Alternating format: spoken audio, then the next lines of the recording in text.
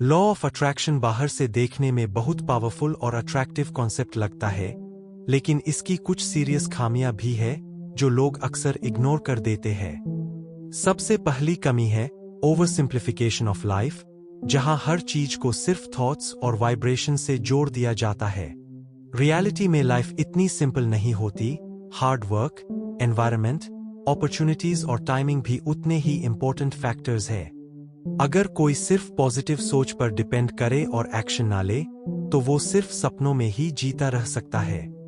दूसरी बड़ी प्रॉब्लम है सेल्फ ब्लेम, जहां अगर किसी के साथ कुछ बुरा होता है तो उसे लगने लगता है कि ये सब उसकी नेगेटिव थिंकिंग की वजह से हुआ है।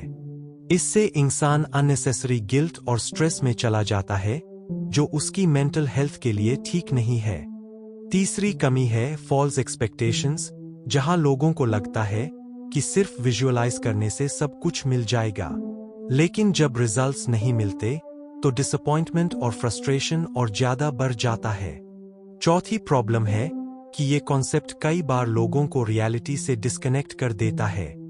वो प्रेजेंट सिचुएशन को इग्नोर करके सिर्फ फ्यूचर इमेजिनेशन में खो जाते हैं, जिससे उनकी रियल लाइफ ग्रोथ रुक सकती है। यही वजह है कि लॉ ऑफ अट्रैक्शन को ब्लाइंडली फॉलो करना सही नहीं है। बैलेंस और प्रैक्टिकल अप्रोच बहुत जरूरी है।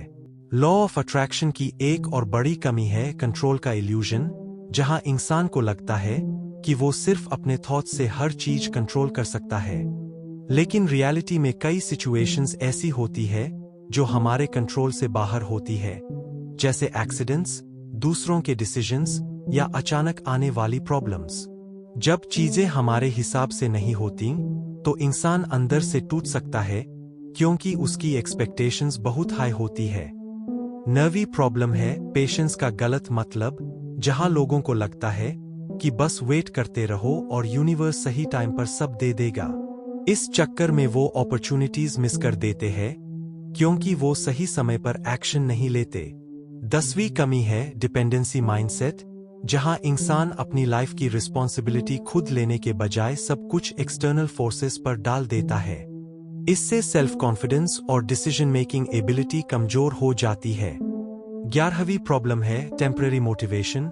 लॉ ऑफ अट्रैक्शन शुरू में बहुत मोटिवेशन देता है, लेकिन जब रियल चैलेंजेस आते हैं तो ये मोटिवेशन धीरे धीरे खत्म हो जाती है, क्योंकि फाउंडेशन प्रैक्टिकल नहीं होता। 12वीं और सबसे इंपॉर्टेंट कमी है रियल एफर्ट की वैल्यू को कम करना। सक्सेस सिर्फ सोचने से नहीं आती, डिसिप्लिन, कंसिस्टेंसी और हार्ड वर्क उतने ही जरूरी है। अगर कोई इन चीजों को इग्नोर करता है तो लॉन्ग टर्म में उसे नुकसान ही होता है। इसलिए समझदारी इसी में है कि लॉ ऑफ अट्रैक्शन को एक सपोर्टिव टूल की तरह यूज किया जाए, ना कि पूरी रियलिटी मानकर उस पर डिपेंड किया जाए। तो आखिर में बात इतनी सी है कि लॉ ऑफ अट्रैक्शन कोई जादू नहीं है, बल्कि एक माइंडसेट टूल है जो सही तरीके से यूज किया जाए तो मदद कर सकता है, लेकिन ब्लाइंडली फॉलो किया जाए तो नुकसान भी दे सकता है। लाइफ सिर्फ सोचने से नहीं चलती, बल्कि सोच plus action plus patience plus reality check, इन सब का बैलेंस ही असली गेम है। अगर तुम सिर्फ इमेजिन करोगे लेकिन मेहनत नहीं करोगे तो रिजल्ट्स नहीं आएंगे, और अगर तुम सिर्फ मेहनत करोगे लेकिन डायरेक्शन नहीं होगा तो भी स्ट्रगल रहेगा।